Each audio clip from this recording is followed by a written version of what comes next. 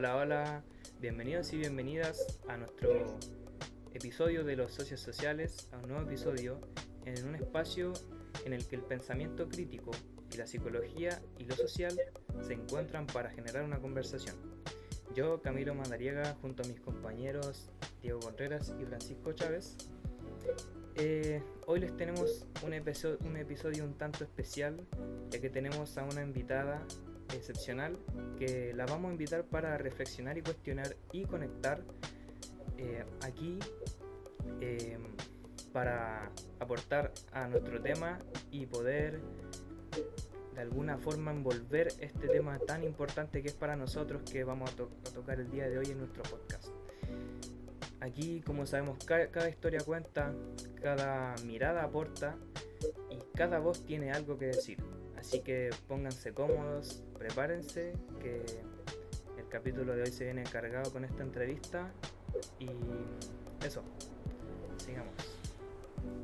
Bueno, Carolina, queríamos que usted se pudiese presentar aquí, nos dé una breve introducción y para los televidentes y los que nos están escuchando el día de hoy. Bueno, hola, buenos días. Soy Carolina Stefoni, soy socióloga, dirijo el doctorado en Ciencias Sociales en la Universidad de Tarapacá, pertenezco al Departamento de Ciencias Sociales y a la Facultad de Ciencias Sociales de la Universidad de Tarapacá. Vale, listo. Bueno, con esto ya explicado, vamos a hacer comienzo a esta entrevista, que tenemos un apartado de 7 preguntas, 3 de introducción, 3 de desarrollo y una conclutoria que vamos a realizarle cada uno de nosotros, y en base a ello, en base a su experiencia, en verdad, queremos que nos pueda dar su visión y lo que entiende usted de esta pregunta. Comencemos. Okay. La pregunta número 1 que le tenemos es que, desde su experiencia y su mirada sociológica, ¿cómo entiende el prejuicio y construcción social, y qué lo diferencia de una simple opinión negativa? Bueno, los seres humanos entendemos, ¿no?, y reducimos la realidad a conceptos, ¿no? Y eso es lo que nos ayuda a entender y ordenar un poco el mundo, sino es muchísima información. Vamos usando categorías para entender todo lo que nos rodea. Proceso ahí cognitivo, mental, fundamental para poder aprender, ¿no?, y conocer. Pero los prejuicios tienen que ver con, antes de conocer esa realidad, usar, ¿no?, categorías preconcebidas que tienen un registro que puede ser positivo o negativo, puede haber prejuicios positivos también, ¿no?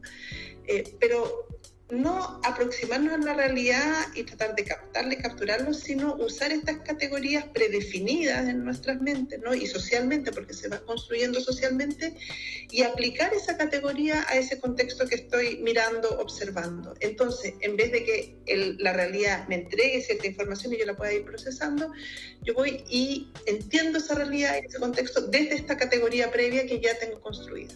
Ahora, los prejuicios se van construyendo socialmente, ¿no? No es que uno nazca con prejuicios, se construyen en la forma de, a través de la comunicación, de las interacciones sociales, y va generando, cuando son prejuicios negativos, va generando estigmatización respecto de ciertas realidades. Y típicamente se usa, ¿no?, en las interacciones con otras personas, ¿no?, con otros grupos, como vamos entendiendo y leyendo otros grupos. Entonces, bueno, hay un autor famoso que trabaja mucho con esto, que es Goffman, ¿no?, para enseñarnos un poco cómo se van construyendo estos prejuicios y cómo eso va determinando la forma en cómo vemos y entendemos esa realidad. Entonces, si yo tengo un prejuicio respecto de cierto grupo, no lo voy a ir a entender directamente, sino que voy a entrar ya con esa idea preconcebida, y todo lo que yo vea y lea ahí va a ser a partir de esta categoría inicial que yo tengo, ¿no? Y va muchas veces a reforzar ese prejuicio. Pero además voy a actuar, mi forma de conectarme, de actuar, de responder, también va a ser desde el prejuicio. Entonces, ahí el problema, ¿no?, es que no doy espacio para otras formas de comprensión, no doy espacio para salirme del prejuicio, entender, relacionarme de buena manera, sino que siempre voy a estar como alimentando eso. Y el problema más de fondo viene porque ese prejuicio va a estar asociado con una forma de entender a ese otro de manera desigual, ¿no? Como alguien de menor valor social, alguien de menor... que yo estigmatizo, que digo que vale menos, ¿no? Lo miro menos, y empiezo a construir estas nociones como de desigualdad entre los grupos. Ese es como el problema principal, porque todos somos distintos, y eso, bienvenida a la diversidad. Pero cuando esa diversidad se transforma en desigualdad, en formas de mirar a los otros de manera desigual, entonces generamos que haya más exclusión, generamos que esos otros grupos no tengan acceso a los mismos recursos que tienen los otros grupos, entonces empiezan ahí a tejer un montón de problemas sociales que son súper complejos de resolver. Sí, la verdad, como que los individuos tiñen a estas personas con los prejuicios antes de conocerlas, y en verdad es una pregunta que da para guiar así ampliamente diversas respuestas, y creo que igual la vamos a complementar con las siguientes preguntas, pero para no quitarles tiempo vamos a seguir con la siguiente pregunta. Así es. Bueno, le voy a realizar la pregunta número 2, que es ¿cuál cree usted que son los principales factores sociales y culturales que perpetúan el prejuicio a ciertos grupos en Chile, especialmente a personas migrantes? Como estamos hablando de estas desigualdades que se empiezan a instalar bueno, que se instalan desde siempre, ¿no? En nuestras sociedades, estos prejuicios ayudan a, de alguna manera, como a legitimar esas desigualdades, ¿no? Legitimar en el sentido de instalar, de fortalecer, de anclar, ¿no? Esas desigualdades, y que al final las terminamos encontrando como naturales, las naturalizamos, las esencializamos. Entonces, típicamente cuando uno piensa en la construcción, y esto tiene que ver con las configuraciones, con las construcciones de identidades, cuando pensamos en un grupo social X, hay una identidad común, ¿no es cierto? Los chilenos, a la gente que le gusta el Colo-Colo, partido de fútbol, religión, ¿no? Lo que sea, nos aúna en una categoría identitaria. Entonces, marcada esa frontera, ¿no? Entre nosotros, hay un otro respecto al cual nos diferenciamos, ¿no? Esa construcción de nosotros, los colocolinos, se diferencian respecto de la Universidad de Chile, no sé, o los de Deportes Iquique respecto de otro grupo de partidos. Entonces, marcamos fronteras. Y en esas fronteras ocurre un proceso, digamos, que cuando estamos entendiendo la construcción de lo chileno, de la chilenidad, de los nacionalismos, de las identidades regionalistas también, muchas veces ocurre por oposición a los otros grupos, ¿no? Entonces, mi lugar, mi grupo, ¿no? Es mejor que el otro. ¿Por qué? Porque en esa diferencia yo logro construir esa relación de poder que me sostiene respecto de esos otros, ¿no? Entonces, los colocolinos son mejores que los de la Chile, los de esta religión son mejores que las otras religiones, ¿no? Entonces, esa diferencia va a permitir, la construcción de esa diferencia va a permitir construir esta identidad del grupo de pertenencia en oposición. Los hombres respecto a las mujeres, ¿no? Los jóvenes respecto a las personas mayores, en fin. Entonces, de nuevo, estamos hablando de desequilibrios y de desigualdades, que nos situamos como distintos. Es lo que se conoce como esta idea de la otredad, ¿no? El otro que está allá vale menos que nosotros que está acá. El otro que después de la frontera que marca mi pertenencia al grupo es, qué sé yo, puede ser más pobre, puede ser más violento, un montón de categorías que le voy asociando para decir que yo soy mejor, ¿no? Que este grupo de acá es mejor.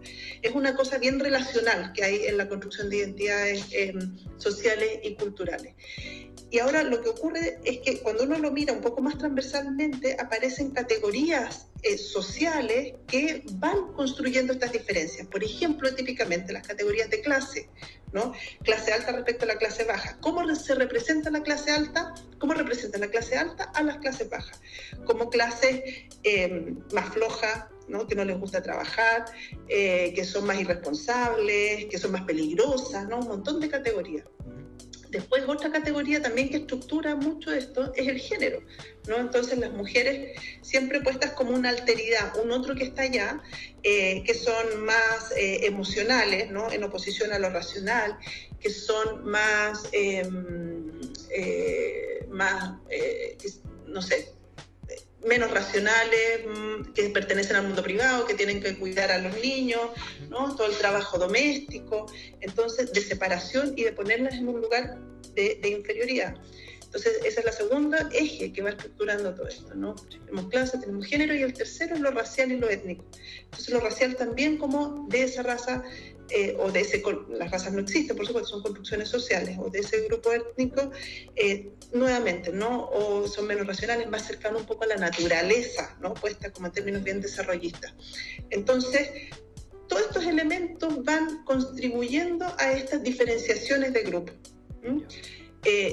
Y digamos, lo de fondo que hay es cuando yo les decía que quienes van marcando estas diferencias y poniendo a grupos en un lugar de alteridad, ¿no? En ese lugar de inferioridad, lo que hace es que el grupo dominante, a través de estas categorías, va dominando a esos otros grupos pequeños, ¿no? O pequeños que están allá, de esas otras grupos que se definen como otros.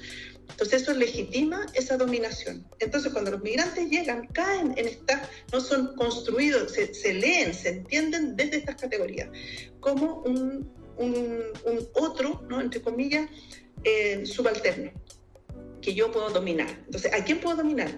A quien es menos racional, a quien es más pobre, a quien es que no sabe hacer las cosas, a quien es más violento. Por oposición, yo soy más racional, yo soy menos violenta, yo administro mejor el Estado, yo sé trabajar mejor, ¿no? Entonces, todos estos elementos van definiendo ese lugar que va ocupando la migración y ese lugar de dominio hacia esos otros, ¿no? De dominación, de sentir una superioridad. Hay un autor, Norbert Elias, que escribe un texto muy bonito, muy interesante, ¿no? En un mismo terreno, en un mismo lugar, llega un grupo nuevo, ¿no? A habitar este espacio. Y entonces el grupo original que estaba ahí empieza a ponerlos como personas, trabajan en lo mismo, comparten, no hay diferencia, solo el tiempo de llegada al lugar donde están viviendo. Y empiezan a ser representados como personas más, qué sé yo, más irresponsables, ¿no? O que no trabajan bien, o que son más violentos, que son más, que hay algunos delincuentes por ahí, ¿no? Entonces todo eso empieza a generar una diferencia entre estos grupos que si uno los mira de afuera son todos iguales, pero se empiezan a generar estas diferencias internas. Y lo que permite esa diferencia interna es darle al grupo original un mayor poder respecto de ese territorio, ¿no? Entonces sentirse como los dueños de ese territorio y que los otros son los extraños, ¿no? Los que están, ese extraño que llega y que no es parte. Ese mismo ejemplo, que lo trabaja Norbert Elias, uno lo puede trasladar a nuestras sociedades y entender, ¿no? Cómo ese extranjero, ¿no? Ese migrante, es un extraño para la conformación de nosotros. Nunca, ¿no? Va a pertenecer a nuestra comunidad. Siempre va a ser pensado como un otro, ¿no? Y esa alteridad es problemática porque impide el reconocimiento entre iguales, impide accesos a derechos, dificulta, ¿no? Que lo entendamos como una persona igual que nosotras y que tiene exactamente el mismo derecho de compartir y construir esta comunidad del nosotros. Claro. En este caso, como usted nos menciona, en el texto de Elías, claramente, o sea, se ve claro que es por el orden de llegada, ¿no es cierto? Lo mismo que pasa con las personas migrantes. Y en base a esto, a veces el prejuicio no es siempre evidente, ¿no? Por eso la siguiente pregunta trata de que cómo se manifiesta el prejuicio sutil o encubierto hacia las personas migrantes, pero llegando como a contratarlo en la vida cotidiana, ya quizá una vez instalados en nuestro país, por así decirlo, a veces ya sin considerarse como personas migrantes, pero cómo hace que el prejuicio se manifieste sutil o encubierto de las personas chilenas en este caso, o quizás entre mismos migrantes también podría ser interesante darle esa vuelta. Sí.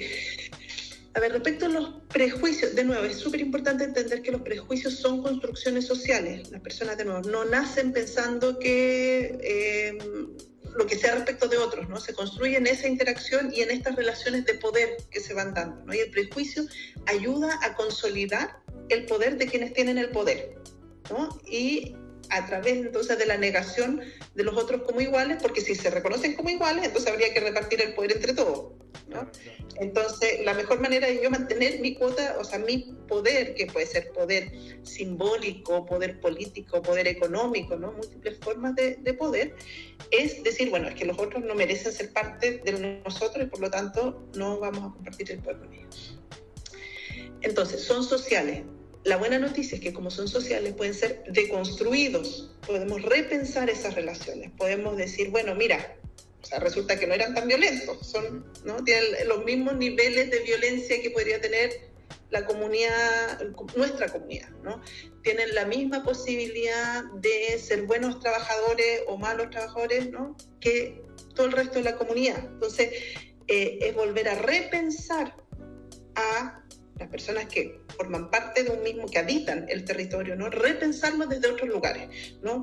Deconstruir esas categorías, ¿no? De esos prejuicios que hay. A nosotros nos pasa muchas veces, conocemos a gente y podemos ser súper prejuiciosos, o sea, todos podemos ser muy prejuiciosos.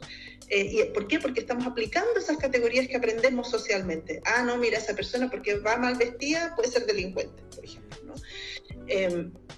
Pero ¿qué pasa si empezamos a conocer a esa persona, ¿no? Si empezamos a interactuar, comprendemos que tiene igual una familia, igual que nosotros, que tiene los mismos problemas que nosotros, que tiene los mismos sueños que nosotros, ¿no?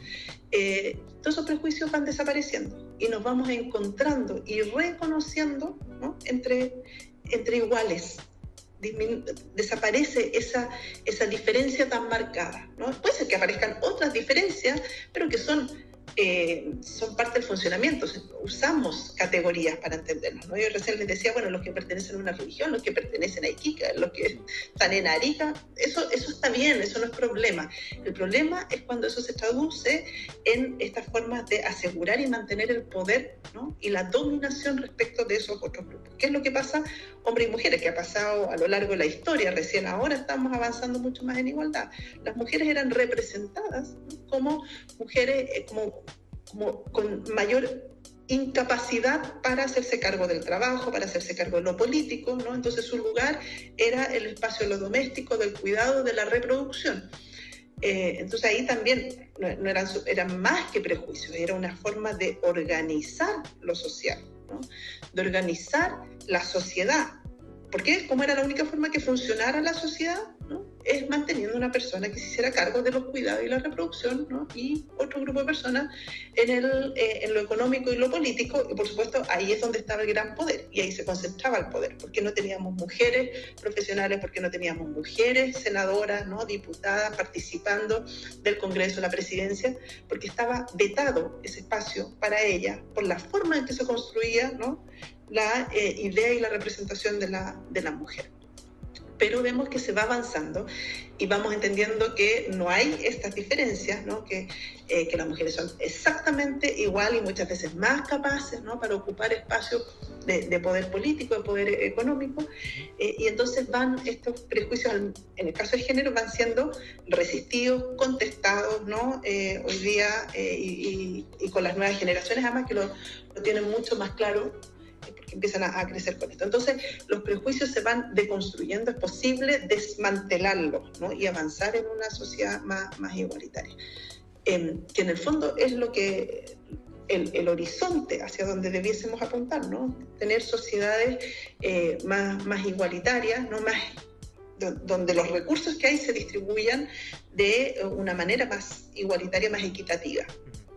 Se puede decir que este prejuicio se va formando, como usted lo dijo, como un constructo social, y también en estas diferenciaciones tan amplias, tan grandes, como también se puede escribir como un nivel de jerarquía inmenso en el caso de los hombres y de las mujeres que se dejó atrás solamente el sexo, lo femenino, y no se vio las capacidades que realmente tenían las personas, o sea, en este caso las mujeres, y el gran nivel de expansión que podían tener. Yo en el caso personal, no sé, muchas veces siempre he confiado en psicólogas en vez de psicólogos.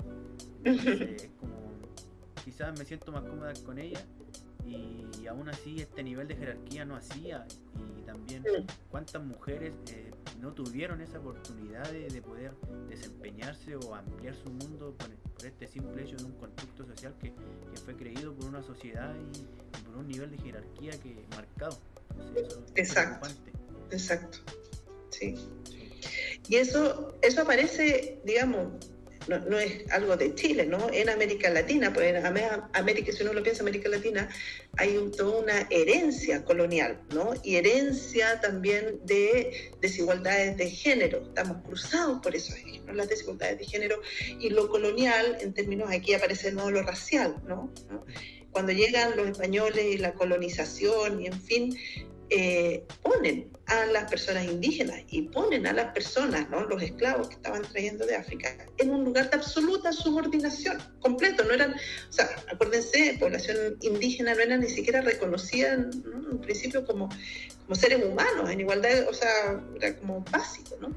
Entonces no se les reconoce derecho, no se les reconoce como humanidad, ¿no? Como en esa condición de igualdad en términos de seres humanos. Y eso permite esa dominación, ese exterminio, esa violencia, ¿no? hacia todos estos otros que quedan en esa categoría de otros. Y eso que pasó en la colonia, claro, termina en la colonia, pero eso se mantiene. Por eso la discriminación tan fuerte a los pueblos originarios, por eso la discriminación tan fuerte a los pueblos caribeños, ¿no? Latinoamericanos. Por eso la discriminación tan fuerte a los sectores pobres, porque se asocia, además, hay clase, ¿no? Con pertenencia étnica, ¿no? Con racismo. Finalmente la pobreza es muy racista, ¿no? Si ustedes ven, no sé, en Santiago, por ejemplo, Santiago es una ciudad muy, muy segregada. Uno va a los sectores altos y uno va a los sectores más bajos, más populares, cambia la fisonomía de las personas, ¿no? El porte, el tamaño, más rubio, menos rubio, ¿no? Es totalmente distinto. Entonces eso nos habla que las clases, la pobreza y la riqueza tienen un componente súper fuerte racial.